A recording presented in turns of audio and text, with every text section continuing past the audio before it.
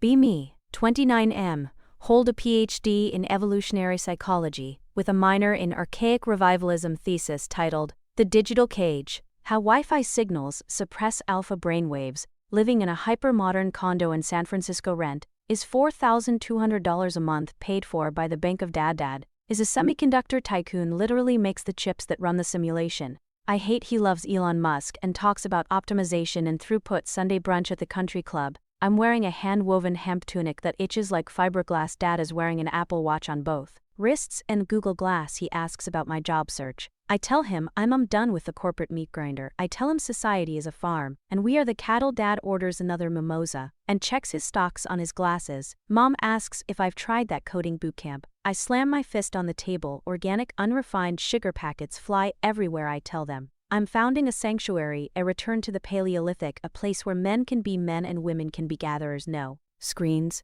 no electricity, no seed oils. Ancestral. Dad looks at me over his augmented reality spectacles, says, "Son, there is no margin in dirt." I tell him the margin is the human soul. I pitch him the business plan: luxury survival retreat in the Pacific Northwest. $5,000 a weekend to sleep on the ground and eat raw venison. Tech detox is the key word. Dad's eyes light up at the price point. He doesn't care about the soul, but he likes the 400% markup. Agrees to seed the venture with $200,000. Calls it a speculative asset in the sea. Wellness vertical. I call it the beginning of the end of civilization. I signed the promissory note. If I fail, I have to manage the clean room at his chip factory in Taiwan. Fate sealed. I am now a tribal chieftain. Time to acquire the land. Find a plot in rural Oregon. Real estate agent is a woman named Karen. Literally. Keeps talking about zoning and septic permits. I tell her we don't need septic. We will return our waste to the earth. The microbiome requires it. She looks terrified. I buy 50 acres of dense, damp forest. It's basically a rainforest, but colder and with more moss. Cost $80,000. Spend the rest on essential gear, strictly primitive aesthetics. Buy 10 custom-made yurts from a guy in Mongolia. Shipping takes 3 months. Buy obsidian knives for $400 each. Buy 500 pounds of grass-fed tallow. Buy a flint knapping kit. Realize I need a team. Post ads on obscure anarcho-primitivist message boards, seeking tribe leaders.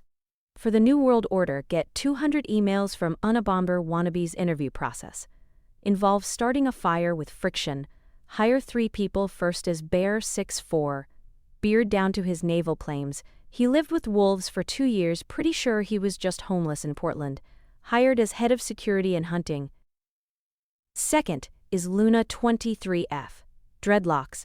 Smells like patchouli and unwashed ferment. Claims she can speak to mycelium networks. Hired as forager and spirit guide. Third is Kale, skinny guy, 25. Wears toe shoes. Says he is a movement specialist. Can crawl on all fours faster than he can walk. Hired as the fitness shaman. Setup week. We arrive at the land. It is raining. It never stops raining. The yurts arrive flat packed, no instructions, just Mongolian crying symbols. Bear tries to assemble one using intuition. It collapses and breaks his toe. He refuses painkillers because pain is information. Limps around for 3 weeks. We dig latrines. Kale insists on squatting. Posture testing. Nearly falls in. I realize we have no running water. Tell the team we will drink from the stream. Luna tests the water with a crystal dowsing rod. Says the energy is pristine. Later find out there is a cattle ranch. Upstream. Ignore this fact.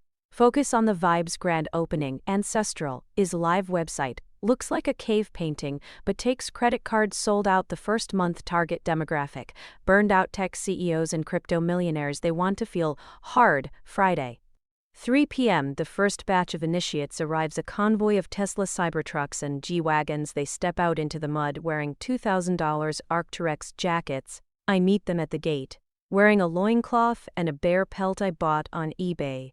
Welcome to the real world. I bellow. I demand they surrender their phones. One guy, a VC named Chad, hesitates. I have a deal closing in Tokyo in an hour. I stare into his soul. The only deal you're closing is with your ancestors. Bear physically rips the iPhone 15 Pro Max from his hand, tosses it into a locked Faraday cage. Chad looks like he's going into cardiac arrest. Tour of the camp. Show them the yurt stamp. Smell like wet wool and mildew. This is the scent of the womb. Luna whispers show them the latrine, it's a hole in the ground. With a log over it, a guy named Bryce asks where the bidet is. I hand him a pine cone. Nature provides. I say dinner time. The menu is nose to tail.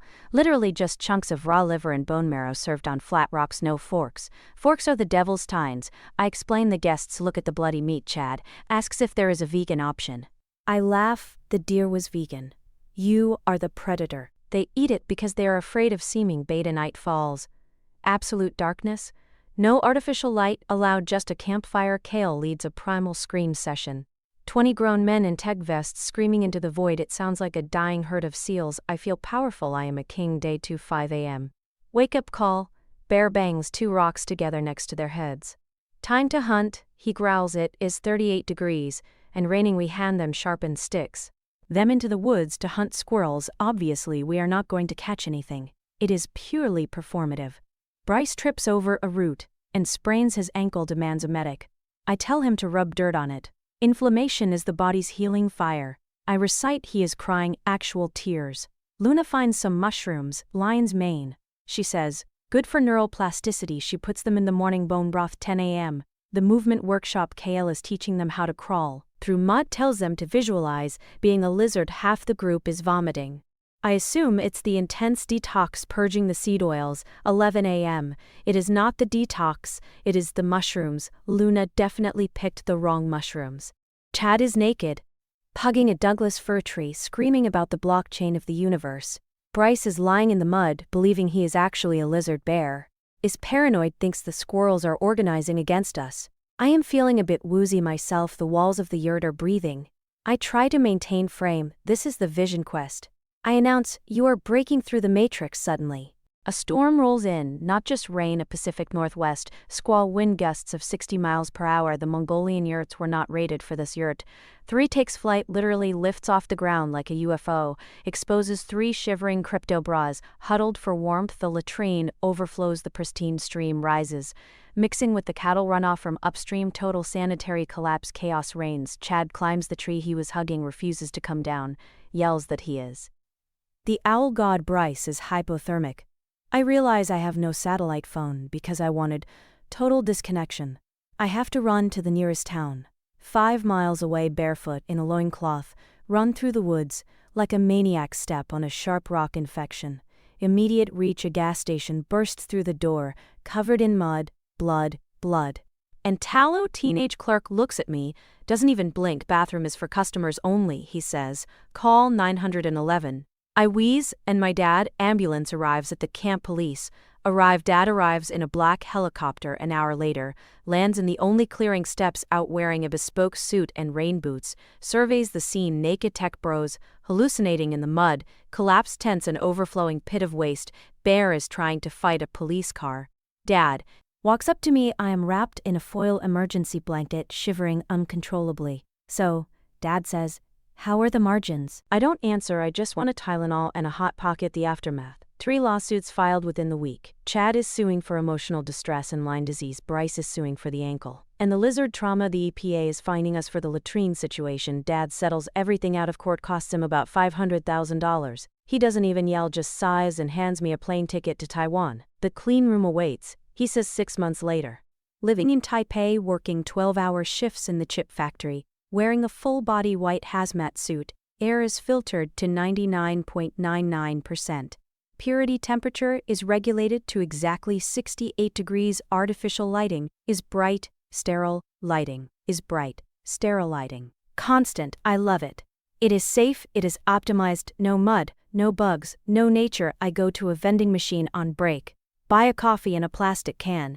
It is full of preservatives and high-fructose corn syrup. Drink it in 1 gulp. Check my phone. 5G connection. 5G connection.